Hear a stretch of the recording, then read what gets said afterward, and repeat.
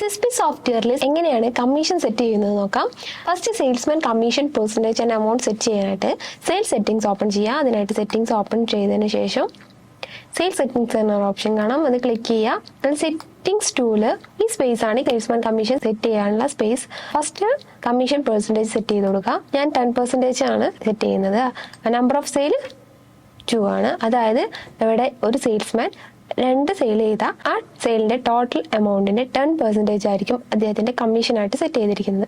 ഇനി salesman account എങ്ങനെയാണ് create ചെയ്ത് നോക്കാം.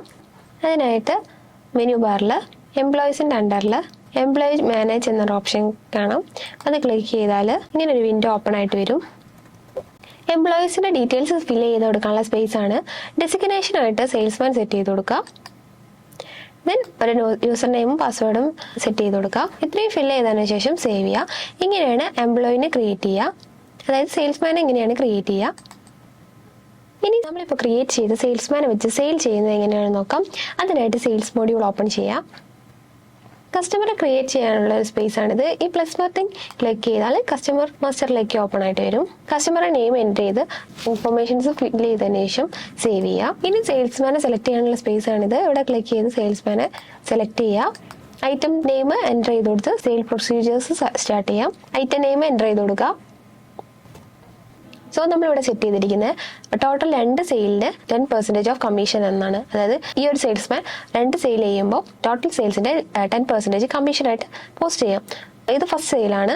ഈ സെയിൽ സേവ് ചെയ്യാം. 1500ന്റെ ഫസ്റ്റ് സെയിലായിരുന്നു. ഇനി സെക്കൻഡ് സെയിൽ സെയിം സെയിൽസ്മാനെ സെലക്ട് ചെയ്തുകൊണ്ട് നമുക്ക് ആഡ് ചെയ്യാം. ഇനി എത്രയാണ് സെയിൽസ്മാന് കമ്മീഷൻ ആഡ് ആയിട്ടുള്ളതെന്ന് നോക്കാം. അതിനായിട്ട് സെയിൽസ് റിപ്പോർട്ട് ഓപ്പൺ ചെയ്ത് റിപ്പോർട്ട് ഓൺ ഡേറ്റ് ക്ലിക്ക് ചെയ്തതിനു ശേഷം റിപ്പോർട്ടിൽ സെയിൽസ്മാൻ സമ്മറി ക്ലിക്ക് ചെയ്യാം. ദെൻ ഏത് സെയിൽസ്മാൻ റിപ്പോർട്ടാണോ കിട്ടേണ്ടത് ആ സെയിൽസ്മാനെ സെലക്ട് ചെയ്തതിനു ശേഷം സെർച്ച് ഓപ്ഷൻ ക്ലിക്ക് ചെയ്താൽ അവിടെ ആ സെയിൽസ്മാനുമായിട്ട് ബന്ധപ്പെട്ട സെയിൽസ് എല്ലാം ലിസ്റ്റ് ചെയ്തിരിക്കും. ഇപ്പോൾ നമ്മൾ ABC എന്ന സെയിൽസ്മാന് 2 സെയിലാണ് നടത്തിയിരുന്നത്. അതിന് ടോട്ടൽ എമൗണ്ട് 2000 റുപ്പീസാണ്. അതെല്ലാം ഇവിടെ ലിസ്റ്റ് ചെയ്തിട്ടുണ്ട്. ഇനി സെയിൽസ്മാൻ കമ്മീഷൻ്റെ ഒരു സെറ്റിങ്സ് ആണ് ഇവിടെ. അതായത് സെയിൽസ് നമ്പർ എത്രയാണെന്നും അതിൻ്റെ ടോട്ടൽ സെയിൽസിൻ്റെ എമൗണ്ട് എത്രയാണെന്നും അതിൽ കമ്മീഷൻ എത്രയാണെന്നാണ്. അതായത് 2 സെയിലാണ് നടത്തിയിട്ടുള്ളത്. ടോട്ടൽ ആ 2 സെയിലിനും കൂടി 2000 റുപ്പീസാണ് ആയിട്ടുള്ളത്. ഈ 2000 10% ആയിട്ട് കമ്മീഷൻ 200 ആയിട്ടാണ് സെറ്റ് ചെയ്തിരിക്കുന്നത്.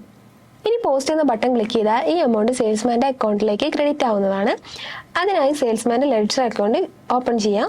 അതിനായിട്ട് ഫസ്റ്റ് ക്യാഷ് ബുക്ക് ഓപ്പൺ ചെയ്ത് സെയിൽസ്മാൻ്റെ നെയിം എൻ്റർ ചെയ്ത് കൊടുക്കാം.